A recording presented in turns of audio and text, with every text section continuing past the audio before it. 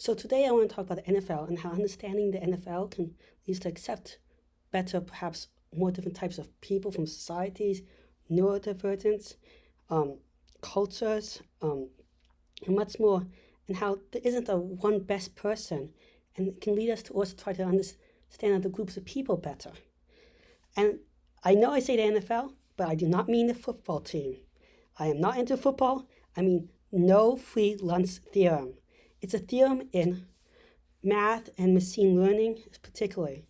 So let's get into it. And I promise you need no math background to understand this. So whenever you're programming something, you can usually program it in several different ways. One is you use something called a heuristic. A heuristic is a trick to do something quicker that's not necessarily fully true or always works, but it makes your life a lot easier. And when it does work, and it can have various benefits, like it makes the stuff faster. Or you can take a more generalized algorithmic approach that always gives you an answer. Algorithm, some people say always, is something that gives you two answers. Some people disagree with that, and some people use slightly different definitions of this stuff. But here's an example of a heuristic. Most of the time, if I look for milk, it's in the back of the store. So I just go to the back, come out with milk. It's fast, it's quick, and I don't waste a lot of time. However, a more generalized algorithm might explore the whole store. I might find out there was coconut, soy, or almond milk, or long-stay milk somewhere hidden elsewhere that I can also use if it's up to my taste preference. So this more generalized algorithm takes much longer, but I can more guarantee to find what I want. But you can also look at that in life, like if you're looking through, should you look at how long do you want to look at different restaurants before deciding what restaurant to eat at? How long are you going to keep a conversation going with someone? Are you going to assume that you won't get what you want, so you just have to leave that area? Or you can keep talking in person. Everything you do use some heuristics, you make some assumptions, and some people just make less, but that means they take longer, but less likely to be biased. Another thing is we can trade. Everything else in a computer algorithm has trades. You can use more computation power, or you can use more memory. And it's more complicated than that. Some algorithms want faster, but they can't handle as much information. Some want slower. So here's an example of a algorithm that uses where you can use a lot more memory, or you can use a lot more computation speed up. Method one, that's a lot faster if you have the computation power, is you just add them all at once. Take two numbers, you just add them at once. No storing the numbers, nothing. Fast, but what if you don't have that computation power? Well, another way is, and I slowed down the math, is you could add the first digits together, store the answer of that for the first digit, and there's a number you need to carry over the number, and add the second digit. Store the next answer, and so on, until you add up all the numbers. It takes a lot longer, but you don't need to use memory. However, sometimes using more memory can be faster. If you, instead of computing stuff every time, you just look up the answer in a table.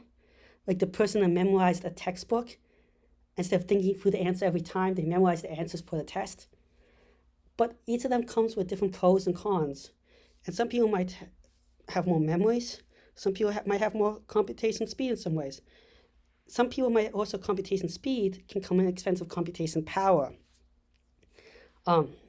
If you have a really fancy computer and you type in 1 + 1, it has to go through all this fancy stuff that it doesn't need to add together 1 + 1.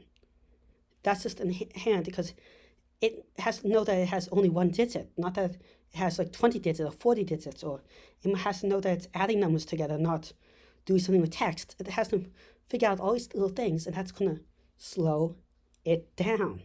So a super fancy computer cannot add 1 + 1 as quickly, but can add so much more, do so much more. However, if I have a computer that only can add single digit numbers together, it's going to be a lot faster, but its capabilities are so limited. That's the general rules of when you're talking about heuristics versus a more generalized thing. There's always a trade-off in how you compute stuff depending on the algorithm. But we go further. Some algorithms are more easily overwhelmed. So like if an algorithm might get busted because it just doesn't have the memory and it gets overloaded with the memory, or it might get confused, or there's a pathway that can only handle a certain amount of stuff. But in other types it works better because it might make less assumptions. But making less assumptions, if you don't make as many assumptions, you're using more data and you're more likely to crash. Just totally when there's a lot of data. And some heuristics just work better in certain situations than other ones. Maybe, instead when I talk about going to a grocery store again, instead of assuming it was in the back, I asked a person there where the milk is. Okay, generally that's slower, but more likely to find it. But also the guy might say something wrong. And sometimes it might take me a while to find the guy to ask. So sometimes asking is better, sometimes just looking for yourself is better. I can make different heuristics with like identifying what's a person. I can say a person always has two eyes. Well, most of the time that's true. There are exceptions. But then I can quickly look through it. But what if I hit one of those exceptions? I can see most of the time a person's face has a nose. Same thing. Like I'm going to hit some exceptions. Most of the time they're going to be working. Then we get to the last thing about computers. Different computing systems will find different patterns, and we don't know what pattern is the best when we're doing machine learning, when we're trying to teach the computer to find something. I have a simple case, and I can come up with infinite examples of 1011. Maybe when we add the first, I want you to predict the next two digits. If you want a challenge, come up with other ways to make up the next two digits that I didn't think of. And yeah, you can add the previous two digits, which is the Fibonacci sequence, even though it's usually expressed slightly differently. 10112. You can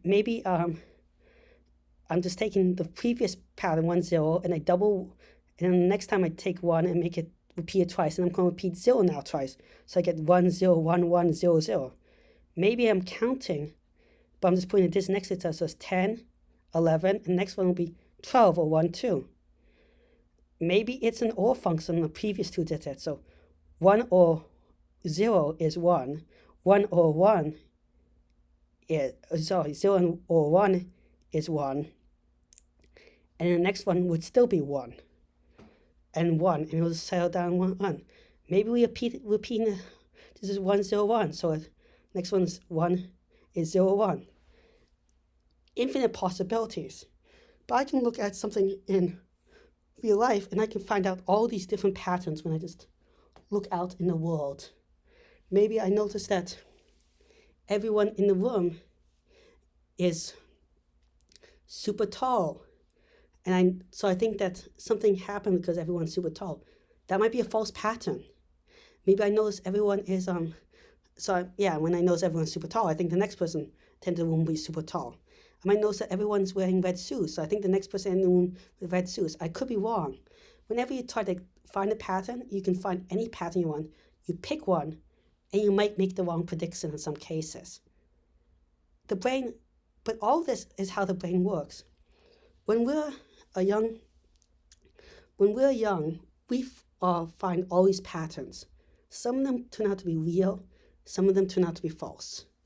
That's how we learn language. We learn to associate words with certain things. But some people can find patterns that other people do not find. These patterns can be false or not. I might associate trees with happiness because I'm usually happy around trees. Someone might not make that and associate instead not the trees with the happiness, but that they weren't in a classroom with the happiness. Or they can make other different associations or find different patterns. Some people might have ways that I'm not good at identifying faces and stuff, So some people have ways they can identify faces like that. But I couldn't, but because I'm not good at identifying stuff quickly, like just in general, I'm not good at identifying visual information, I make less assumptions and less likely just to, oh, think I saw someone or something like that. I'm less quick with a lot of information, but I'm less likely to make assumptions. And we can go on and on with that. But that, my theory is, this is going back to how this can talk about different cultures. There isn't a mind that is superior. You might be seeing someone's brain being fried under certain situations. That doesn't mean that they're not as capable of you or more capable in certain situations. Maybe they have something that's just more easily overwhelmed. But under ideal circumstances, they can figure out stuff faster. Maybe they can have maybe they are faster than you in many situations. And if you don't understand how the brain works, this can lead to huge ideas of inconsistency. You might see them adding all these numbers in the head like crazy, or they can find patterns super fast, or sometimes they can seem super with it. Other times they just seem to be fried, and you think you can't understand, you think, huh? Or you see someone that can't do something, you think they must always not be able to do it. Well, maybe it's not that they can't always do it, it's that you don't understand how the brain thinks. An example of this is I can read either super fast or I can barely read at all. And why? Because I read using something called sight words, where I read the whole word at once usually. I don't really sound it out. This leads me to be able to, when I can read incredibly fast and incredibly fast. But if you put in words from a foreign language that I'm not very familiar with, I often struggle because those words are words that my brain doesn't recognize. And then my brain also moves around the letters more often. I also don't even always read by sight. Sometimes I read whole sentences or fragments of sentences with a lot more speed. I also my brain shuffles up stuff, so I need a certain structure of text. So menus and stuff without the right structure oftentimes really confuse me. So sometimes I can barely read, and other times I can read a lot faster. I'm more easily overwhelmed by a bunch of noises and stuff like that. So my ability to read can also be hurt by noises and other things. Lots of examples like that. Or you can look at me like I have awful auditory memory and sometimes auditory processing skills. Ironic that this is mostly a talk. But I have wonderful more visual memory. So I might not seem like I'm computing stuff as well when I'm doing auditory tasks or other tasks. And you might see me either being what some people think is highly gifted or just floundering. And because you don't think like me, you might think I'm always reading super fast, or I always can barely read, or I'm always this and that. But that's because you don't understand my brain. You're taking how I'm thinking and overgeneralizing it because you're using how you're thinking and thinking that everything must be increased or decreased. But we can also talk about it in different cultures. There isn't a superior culture out there in the world. There isn't a superior culture. There's just different cultures. Some of them might be more problematic than other ones, you could argue. We're not here for that. But we have to say that different cultures might have different benefits or problems. We can look at that with so many other aspects of identity and stuff like that. The one thing that is problematic is when we can't learn how to work together and come together, and when we hurt other people and the ability to succeed in life. That's the problematic part. It doesn't matter if I think differently. It can be a huge help because I can see and do stuff that you can't do. However, if you never let me learn to grow, you never listen to me, you never try to work with me, then it is a problem for everybody. Same as with other cultures. The problem with any culture is only when they start oppressing their own people, pretty much. So thank you for my talk, or other people, of course. Thank you for this brief lecture. I hope you find it a little bit interesting, and just really try to get to know how people talk about how people think, and much more often, and don't assume you know that person is always going to be great or awful at tasks because you just saw them in one particular instance. And please like and subscribe. It really helps this channel. If you really want to share it and recommend it to other people, and even leave a comment behind. Thank you very much.